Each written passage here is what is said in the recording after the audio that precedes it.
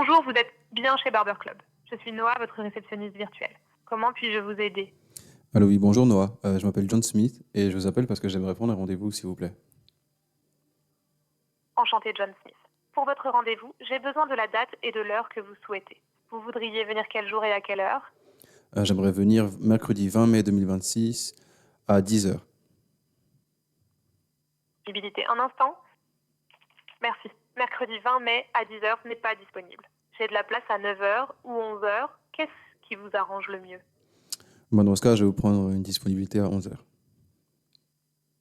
Très bien, je vous note pour mercredi 20 mai à 11h. Je vais vous envoyer un SMS maintenant. Répondez-y avec votre email et le code à 6 chiffres indiqués. Si vous avez un souci, dites-le moi. Alors maintenant, je vais envoyer mon email par SMS. J'ai muté la conversation. Je reste en attente de votre confirmation. Dites-moi simplement quand vous avez répondu au SMS, par exemple, c'est fait. C'est fait, je viens de l'envoyer. Si j'ai bien reçu votre email. Parfait. Je crée votre réservation pour mercredi 20 mai à 11h. Au fait, finalement, rendez-vous j'aimerais est le confirmé. déplacer, s'il vous plaît. C'est possible de le déplacer? Ce même rendez-vous? Oui. D'accord, on va modifier ça. Vous voulez déplacer votre rendez-vous à quel jour et à quelle heure? J'aimerais le déplacer à 14 heures, s'il vous plaît, le même jour. Réservation, un instant. Je vérifie les disponibilités, un instant. Votre rendez-vous a été déplacé au mercredi 20 mai à 14h. Et au Est-ce fait, que je peux finalement, je suis un peu casse-pied. J'aimerais l'annuler, tout simplement. Oui. Finalement, j'ai plus besoin de ce rendez-vous. Réservation, un instant. Je procède à l'annulation de votre rendez-vous. Votre rendez-vous de mercredi 20 mai à 14h a bien été annulé. Est-ce que Bonjour à toi et bienvenue dans cette nouvelle vidéo. J'espère que tu vas bien. Comme tu as pu le voir à l'instant, j'ai testé mon agent vocal IA, capable de prendre des réservations en ligne directement au téléphone, sans aucune intervention humaine. Si toi aussi t'en as marre des agents vocaux IA qui ont du mal à récupérer les emails, qui ont du mal à booker des rendez-vous, à les annuler, à les modifier, ou tout simplement obtenir des informations sur le rendez-vous, bah, tu es sur la bonne vidéo parce que je vais te montrer le système que j'ai construit, que tu vois à l'écran là, qui va te permettre en gros d'avoir un taux de réussite de plus de 99% en fait. Il n'y a presque pas d'échec avec ce système. Donc à presque tous les coups, tu vas pouvoir récupérer l'adresse email du client, tu vas pouvoir booker les rendez-vous et mener toutes les autres actions avec les tools. Donc c'est ce que je vais te montrer tout de suite. Donc si ça t'intéresse, reste avec moi jusqu'à la fin de cette vidéo. Voici un peu comment se présente le système. Moi, en tant qu'appelant, j'appelle un salon de coiffure par exemple, comme dans mon exemple ici, et c'est l'agent IA qui répond. Donc la première étape, c'est que l'agent IA va essayer de déterminer au fait l'intention du client. Est-ce que le client veut juste avoir des informations sur le salon de coiffure ou est-ce qu'il a l'intention de prendre un rendez-vous ou l'intention d'annuler un rendez-vous, modifier, peu importe. Donc en fonction de ce que le client va vouloir faire, l'agent vocal IA va suivre un certain cheminement. Donc cet agent vocal IA, il a 5 tools à sa disposition. Il a la possibilité d'annuler un rendez-vous, de vérifier les dispos, de reprogrammer des rendez-vous, d'en créer et obtenir des infos sur un rendez-vous qui existe déjà. Donc pour tous ces tools, toutes ces fonctions-là, l'agent vocal a besoin d'un élément clé. Et ça, c'est l'adresse email du client. Et on sait tous que les agents vocaux IA au téléphone, en tout cas en français, ont vraiment du mal à récupérer les adresses email au téléphone pendant l'appel. Donc moi, j'ai créé un système qui est presque efficace à 100%. En gros, l'agent, lorsqu'il aura identifié l'intention du client, il va dire OK, moi je vous envoie un SMS. Je vous envoie un SMS en vous demandant de m'envoyer votre email suivi d'un code à 6 chiffres. Donc il va envoyer par exemple john.smith@gmail.com et un code à 6 chiffres qui sera renseigné. De toute façon, ce process, je l'ai expliqué dans ma vidéo précédente, donc si ça t'intéresse, je t'invite vivement à aller la regarder parce que tu vas voir, ça va t'apporter beaucoup de valeur sur tes créations d'agents vocal IA. Et tu vas voir, c'est hyper simple. Donc voilà. Donc une fois que le client aura reçu ce SMS, il répond au client, enfin il répond à l'agent vocal. L'agent vocal réceptionne le SMS. Et grâce à ça, il va pouvoir opérer sur ces 5 tools. Tu vois. Donc ça, c'est un truc qui est vraiment bien. Un autre truc hyper important à comprendre, c'est qu'en gros, notre agent, il est sur Retail AI, et que la finalité, en gros, de ces tools-là, qui sont ici connectés à Retail AI, c'est l'API de cal.com. Donc c'est sur l'API de cal.com que ces tools-là vont opérer et pouvoir mener des actions.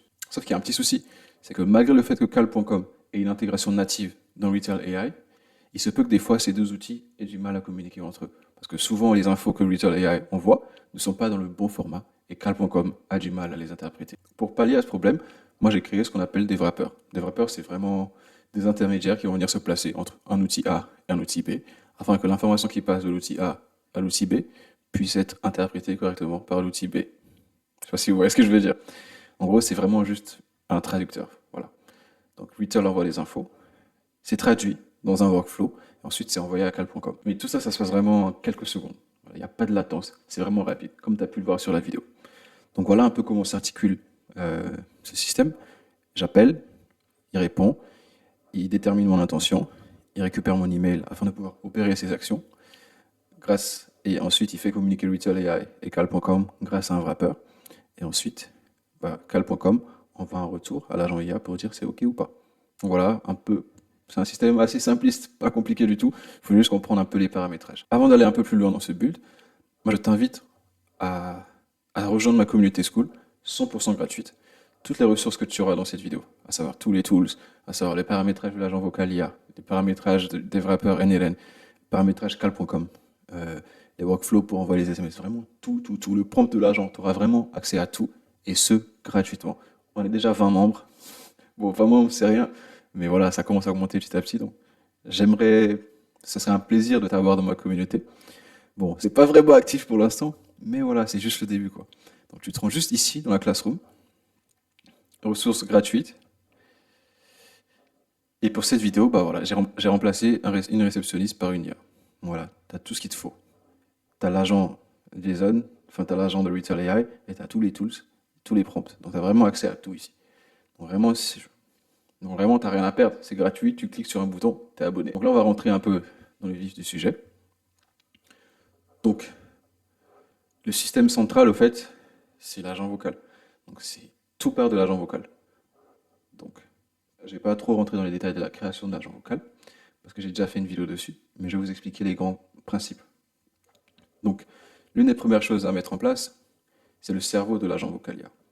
Donc le LLM, Large Language Model, ça peut être Claude, ça peut être ChatGPT, ça peut être Gemini, vraiment, peu importe. Il faut juste que ce soit une version assez avancée, assez intelligente, afin qu'elle puisse comprendre les demandes que tu vas lui faire dans les prompts, surtout si c'est des prompts qui sont assez avancés. Ensuite, tu as la voix, donc moi j'ai choisi une voix. Ensuite, tu as la langue de l'agent vocal IA. Et tu as un nouveau truc ici qui est vraiment hyper important. Ça permet en gros à l'agent vocal de savoir on est quel jour, on est quelle heure, on est dans quel fuseau horaire. Ça c'est vraiment important. Parce que si tu fais pas ça, il va peut-être croire qu'il est à New York et qu'on est en 2024, tu vois.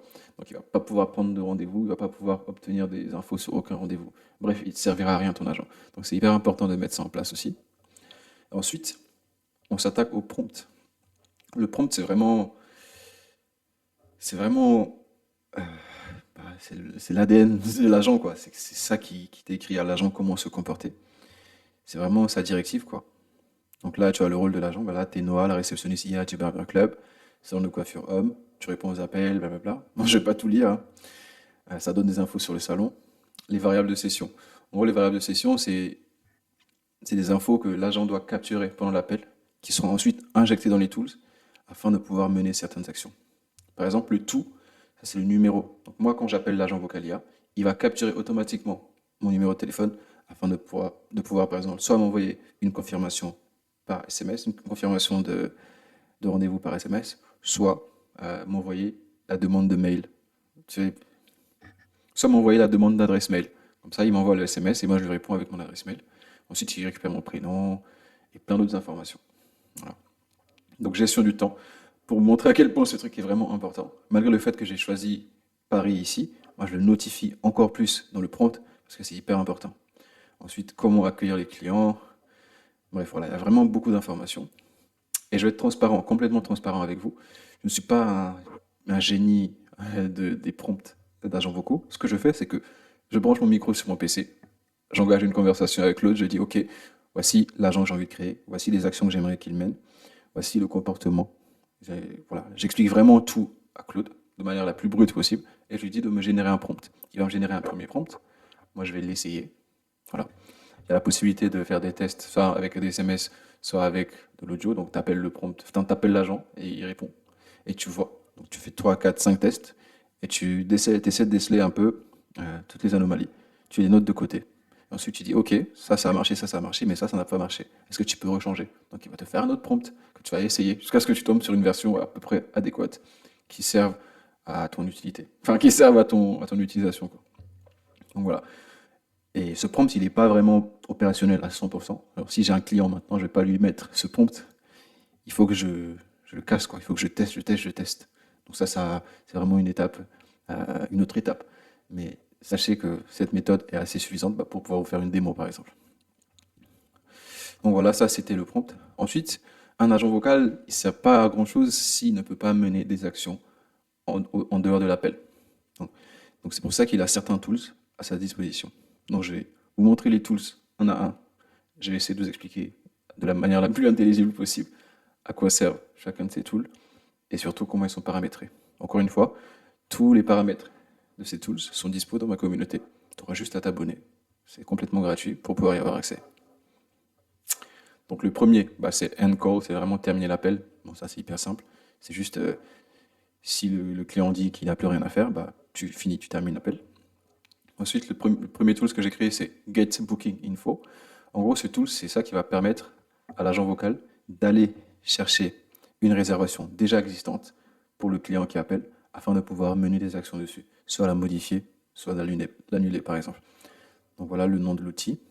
Il faut que le nom de l'outil qui est là corresponde au nom que tu as mis dans le prompt, sinon il va être confus l'agent. Donc utilise cet outil, donc la description du tool, utilise cet outil pour récupérer les informations d'une réservation existante.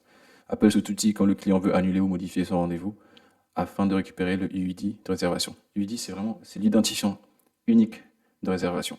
Donc pour pouvoir avoir accès à ça, l'agent vocal a besoin de l'adresse email. Donc il récupère l'adresse email par SMS, il cherche dans le moteur de réservation afin de voir s'il y a une réservation existante qui est adossée à cet email. Si on a 3, il va demander, OK, est-ce que c'est celle du 18 mai, du 20 mai ou du 2 juin que tu veux supprimer? Parce qu'il va pouvoir tous les savoir. Donc c'est maintenant au client de dire, c'est celui-là que je veux. Et en fonction de ce que le client choisit, l'agent vocal va pouvoir extraire l'IUD et ensuite demander à cal.com d'annuler cette réservation. Voilà. Donc, c'est en méthode post. Donc, c'est vraiment connecté en temps normal. Si tout fonctionnait très bien. Tu te rappelles, je te disais que entre Retail AI et cal.com, il est censé avoir une intégration native. Donc, pas besoin vraiment d'intermédiaire. Mais des fois, ça marche pas. Et moi, je veux que ça marche à 100% à tous les coups. Donc, j'ai créé des intermédiaires. Donc, s'il n'y avait pas, comment dire? Donc, s'il n'y avait pas ce problème, en fait, j'aurais connecté directement mon agent vocal à cal.com. Mais comme il y a ce souci, c'est pas fiable à 100%, moi, je suis obligé de passer par des wrappers. Donc, par exemple, là, j'ai créé le wrapper Get Booking Info. Donc, mon webbook, l'URL de mon webbook, c'est ça qui est ici, là. Donc, l'agent vocal est connecté à ce webbook. Donc, si le client dit OK, moi j'appelle parce que j'aimerais apporter telle ou telle modification sur mon rendez-vous. L'agent vocal va demander son adresse email. C'est un peu ce qui est expliqué ici dans le JSON. Il récupère l'adresse email. Ensuite, cette adresse email, par exemple là, moi j'ai utilisé john.smith@exemple.com pour cet exemple-là. C'est formaté d'une certaine manière avec le event type ID. Donc en gros, le event type ID, ça c'est vraiment des paramètres de la requête. Dans les paramètres de la requête, on va ajouter certaines infos pour que cal.com puisse être sûr à 100% de ce qu'il est en train de recevoir et que l'agent puisse envoyer les infos cohérentes à l'agent. Donc, quand je viens sur cal.com, j'ai ici, j'espère vraiment que je suis pas en train de trop vous mélanger, je suis vraiment désolé, je fais au mieux. Ça, c'est sur cal.com, tu as plusieurs types de rendez-vous. Donc, moi, j'ai basé mon agent vocal sur ce rendez-vous de 30 minutes. Donc, quand je clique dessus, tu vois que j'ai le event type et j'ai un petit chiffre ici, là. C'est ce chiffre dont cal.com a besoin afin de savoir sur quel rendez-vous moi je veux effectuer une modification. Tu vois ce que je veux dire? C'est là. Donc c'est celui-là que je mets ici. Le statut, ça veut dire quel est le statut du rendez-vous? C'est un rendez-vous qui arrive. C'est pas un overdue, tu vois. Il faut que ce soit upcoming à chaque fois. Et ensuite, l'email de l'agent vocal. Enfin, l'email du client. Donc il envoie toutes ces infos à cal.com. Ensuite, cal.com lui renvoie toutes les réservations adossées à cet email, adossées à ce numéro de réservation. Et en fonction de ça, l'agent vocal sait si un rendez-vous existe pour ce client-là. Ça, c'était le premier tool. Après, il y a d'autres paramètres qui entrent en compte dans tous les tools. Je ne vais pas vous les montrer dans chacun des tools parce que c'est vraiment la même chose. Mais genre ça, par exemple, talk while waiting. En gros, pendant que l'agent est en train d'effectuer la requête, il va pas juste laisser un blanc, tu vois. Il va parler en même temps qu'il fait le truc. Comme ça, bah, ça paraît le plus naturel possible.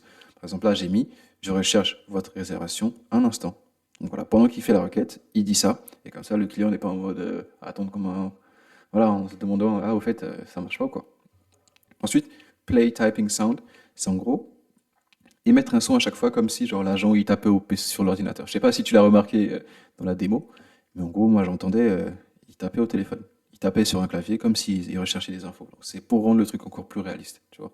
Et une fois que l'action est complétée, il peut parler aussi. Donc ça rend la chose encore plus, euh, encore plus naturelle. Imagine, il dit rien après, donc le client attend juste bêtement et il sait pas si son truc a été fait ou pas. Donc, donc c'est important de cocher ces cases. Voilà. Donc ça c'était pour Get Info. Ensuite on a Create Booking. Create Booking, en gros c'est voilà, c'est pour créer un rendez-vous. Voilà, tout simplement. Le client appelle, je veux un rendez-vous, et bam, c'est ce tool que l'agent va venir utiliser. Utilise cet outil pour créer une réservation sur le calendrier. On appelle cet outil qu'après avoir confirmé la disponibilité du créneau. Encore une fois, je suis obligé de passer par mon wrapper NLN, donc Create Booking.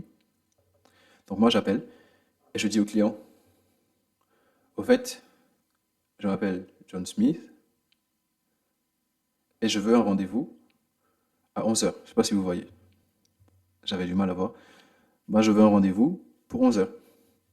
Donc l'agent récupère mon nom, mon adresse email.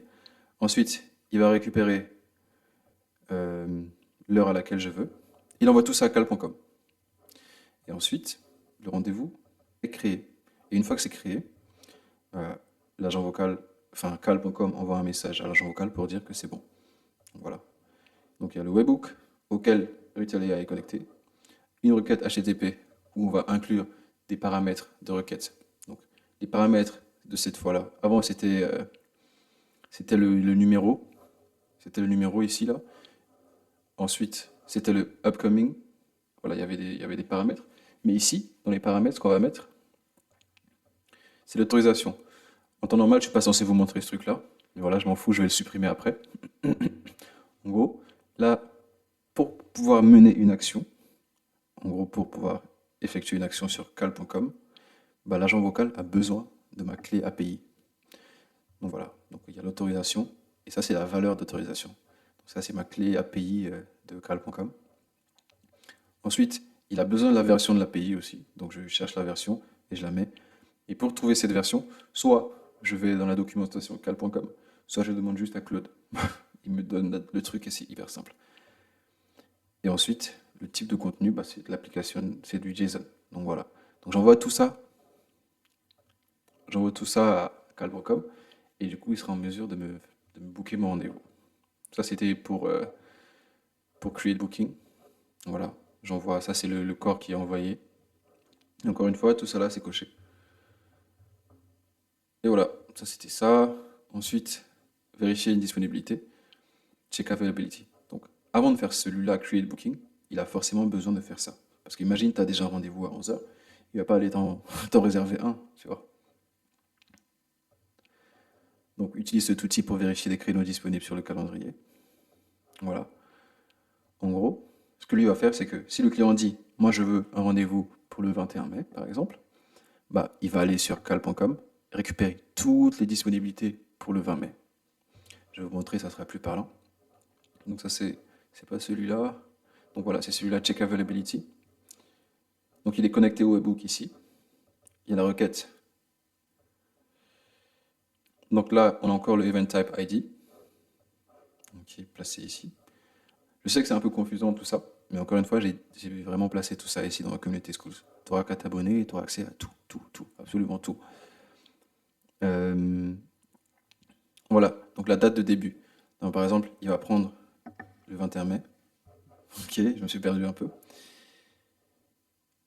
Le time zone, encore une fois, c'est hyper important ce truc. Je suis à Paris, je suis en Europe. Voilà. Le start, c'est ici. Donc voilà, bon, j'ai dit le 21 mai, mais dans l'exemple, c'était le 20 mai. Et ça se finit aussi le 20 mai. Donc il va prendre toutes les dispos de ce moment-là. Et ça, c'est le retour de cal.com. Cal.com dit, OK, pour ce jour-là, moi j'ai ça comme dispo. J'ai le 9h, j'ai 9h, j'ai 9h30, j'ai 11h30, j'ai 13h. Pourquoi 30, 30, 30 à chaque fois? Parce qu'en gros, le meeting, il est par portion de 30 minutes. Moi, j'estime que pour ce salon de coiffure, bah, ils ont besoin que de 30 minutes par meeting. Donc voilà. Donc, tout ça, c'est envoyé à mon agent vocal IA. Donc, si moi je dis par exemple à mon agent, ah, au fait, moi je veux à 8h, l'agent va me dire, ah, au fait, malheureusement, 8h, c'est pas dispo. Mais par contre, j'ai une dispo à 9h si tu veux. Voilà. Du coup, bah, comme ça, il va pouvoir te booker ton truc à 9h. Ou si tu lui dis à 13h, il va donner, ah oui, 13h, c'est dispo, il te met ton 13h. Voilà. Aussi simplement que ça. Ça, c'était check availability. Ici, c'est reschedule. Reschedule, c'est vraiment modifier la date de rendez-vous. Utilise cet outil pour modifier la date. Voilà. Encore une fois, connecté à un rappeur qui est juste ici. Et pour pouvoir faire ça, pour pouvoir modifier ce rendez-vous, il doit d'abord vérifier que ce rendez-vous existe déjà. Donc il va devoir passer par ce tool-là, Get Booking Info, vérifier qu'il existe déjà. Parce que s'il n'existe pas, il ne pourra jamais le modifier. Ensuite, avant de modifier, il doit aussi vérifier que la date et l'heure souhaitée sont disponibles. Donc il va devoir passer par Check Availability. Donc c'est l'outil précédent qu'on vient tout juste de voir, vérifier qu'elle est dispo. Ensuite dire OK, c'est dispo, je peux vous booker votre rendez-vous. Encore une fois là, tous les trucs là pour rendre naturel sont actifs. Donc ici encore l'autorisation, donc ça c'est l'API, la version API. Et le type de contenu, bah, c'est du application JSON. Bah, c'est assez simple, c'est vraiment 3 nœuds.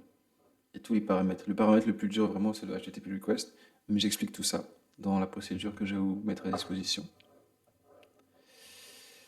Et on a le dernier tool qui est... Ah non bah... Attends. Ah oui voilà. Et on a le dernier tool qui est cancel booking, c'est-à-dire annuler un rendez-vous.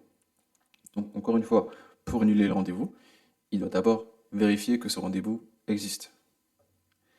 Donc, utilise cet outil pour annuler une réservation existante. N'appelle cet outil qu'après avoir récupéré l'IUD de réservation via le Get Booking Info. C'est le tout premier tool qu'on a vu. Il faut qu'il voit d'abord s'il existe avant de pouvoir l'annuler.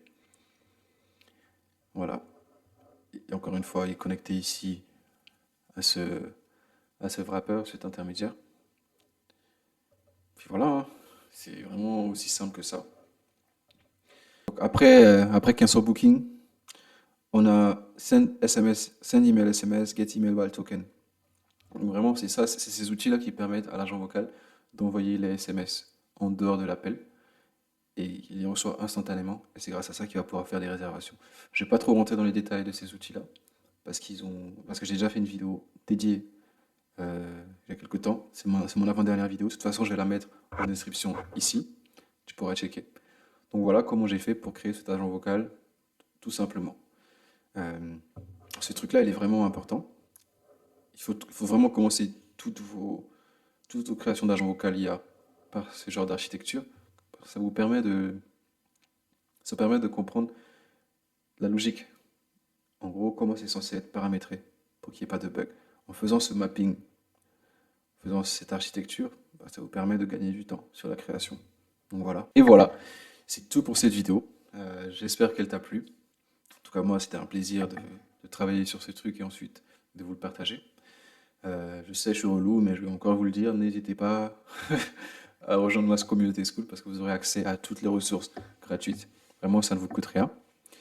Euh, et voilà. On se dit à très bientôt pour de nouvelles vidéos. Ciao!